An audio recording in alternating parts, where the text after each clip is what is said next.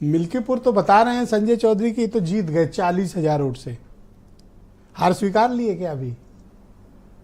देखिए मिल्कीपुर ये उसी तरह से जीत गए जिस तरह लोकसभा चुनाव में ये 400 जीत रहे थे।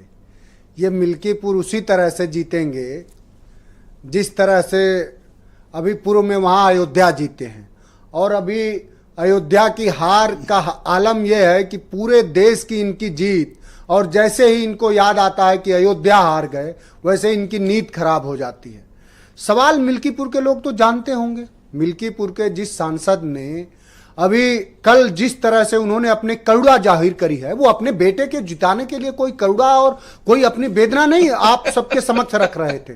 देखिए देखिए ये घड़ियाली आंसू देखिए, ये देखिए नहीं हंस रहे हैं, ये हंस रहे हैं। देखिए यही है, आप ये देश पूरा देखे कि एक दलित की बेटी का बलात्कार होगा, उसके करुणा में, उसके भाव में। संजय भाई प्लीज, पहला राउंड है संजय भाई, पहला राउंड, दरिंदे, पहला राउंड। भारतीय जनता पार्टी के घटिया लोग हंसेंगे। ये पूरा देश देखे कि किसी दलित की बेटी का जब बलात्कार होगा उसकी बात कोई करेगा और उसके पीड़ा के साथ कोई खड़ा होगा, तो ये मिल्कीपुर के लोग देख रहे हैं कि भारतीय जनता पार्टी के दरिंदे हंसेंगे।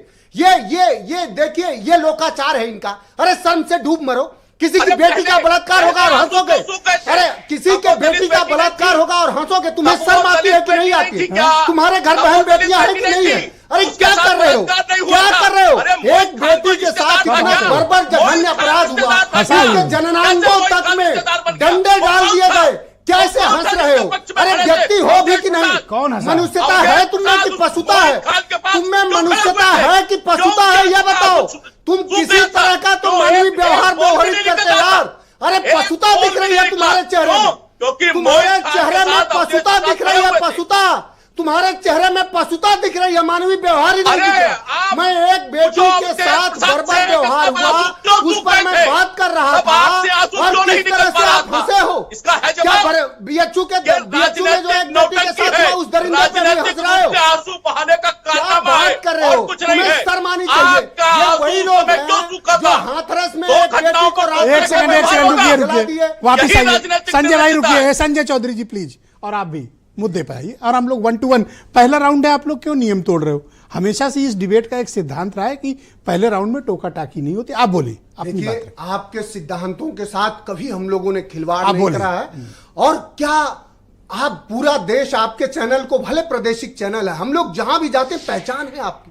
आज लोगों ने क्या देखा होगा कि एक साधारण समाजवादी पार्टी का एक कार्यकर्ता, एक बेटी के, वो दलित बेटी जिसके बर्बरता इतनी जघन्य हुई कि जघन्यता करने के बाद, उसका बलात्कार करने के बाद उसके प्राइवेट अंगों तक में डंडे और राड डाले गए, उससे द्रवित होने के बजाय भारतीय जनता पार्टी का दरिंदा और भारतीय जनता पार्टी के लोग हंस रहे थे। और जो व्यक्ति दलित समुदाय का जो ये कह रहे थे, अब वो कितनी सही बात कहे कि अगर हम अपने पुलिस ने गिरफ्तारी कर ली, अरेस्ट हो गए, उससे न्याय तो नहीं मिल गया। हत्यारे को गिरफ्तार कर लिया गया, न्याय मिलेगा? हमारे सांसद ने किसी के भी क्षेत्र में अगर किसी बेटी के साथ बर्बरता होगी, अगर जरा सा भी उसमें मानवता होगी, संवेदना होगी, वो बहराइच के कम से कम भेड़ियों की तरह बर्बर नहीं होगा, तो कम से कम वो अगर दुश्मन की भी बेटी होगी, मुद्दा तो मेरे जैसा आदमी तो द्रवित होगा साहब। उस पर आप इसी को मुद्दा बना रहे हैं? नहीं, यही इकलौता मुद्दा है। सवाल साहब मुद्दा नहीं है, सवाल तो पूरे देश का मुद्दा है ना। कुंभ में क्या हुआ आपने देखा? जो आस्था का, जो लोक का पर्व था, उसमें आज से पहले इस देश में कब हमारे कुंभ में लोगों के शवों को कचरे की तरह उठा के फेंक दिया गया? आप साहब बता दो। योगी आदित्यनाथ जी, इस उत्तर प्रदेश के मुख्यमंत्री जी ने सदन में एक बयान दिया था, कहा था कि मिट्टी में मिला देंगे। उन्होंने हमारे लोक आस्था के पर्व को, उनके श्रद्धालुओं को, उनके कल्पवासियों को मिट्टी में मिला दिया। जी, फोन इस पर सवाल होना चाहिए साहब, इस पर सवाल होना चाहिए। और सवाल तो मिल्कीपुर में आपके पास मुद्दों की कमी है साहब? मुद्दों की क्या कमी है? मिल्कीपुर में जो नौजवान होगा वो तो देख रहा होगा ना कि 2018 के बाद इस उत्तर प्रदेश में कोई भर्ती क्यों नहीं आई।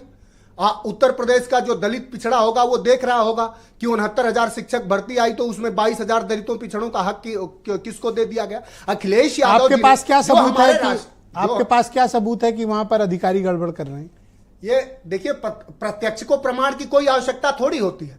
90%, 95% आप एक जाति वर्ग के लोगों को का चयन करेंगे, क्योंकि योगी जी की जो सरकार है, वो योगी जी जो सरकार चला रहे हैं, वो एक स्वजाति मंच चला रहे हैं, और उसी स्वजाति मंच से हर जगह वो भागीदारी तय करते हैं। उसमें सबसे ज्यादा उनके स्वजाति लोग होते हैं, कुछ और उच्च जातियों के लोग होते हैं। हमने तो आंकड़े प्रस्तुत किए ना कि क्यों वहां पुलिस अधिकारियों में 95% सिर्फ सवर्ण जाति के लोग हैं, क्यों वहां के एडमिनिस्ट्रेशन में ऐसे लोग हैं, क्यों वहां ऐसा क्या हुआ कि वहां जितने भी बीएलए थे उनको हटा दिया गया। आप पीडीए का मुद्दा उठा रहे थे, पिछला उपचुनाव अभी देखा है, 9 में से 7 सीटें बीजेपी जीती है, भारतीय और आपके लिए अपनी सीटों पर बड़ी मुश्किल हो गई थी, मार्जिन सबकी बहुत बुरी तरह नीचे आई थी। अगर चुनाव में आपने ये देखा तो उसी चुनाव में भारत के लोकतांत्रिक इतिहास में ये भी देखा कि योगी आदित्यनाथ जी के जो स्वपोषित जो उनके सिपाही थे, वो लोगों के सरों पे बंदूक रख के ये कह रहे थे कि तुम्हें मतदान अपना नहीं करना। तो मिल्कीपुर के लिए तैयार हैं आप लोग?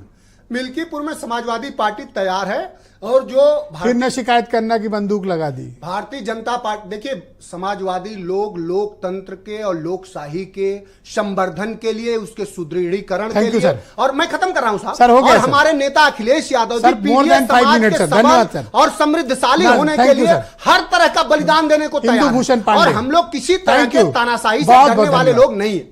इंदु भूषण पांडे मेरे साथ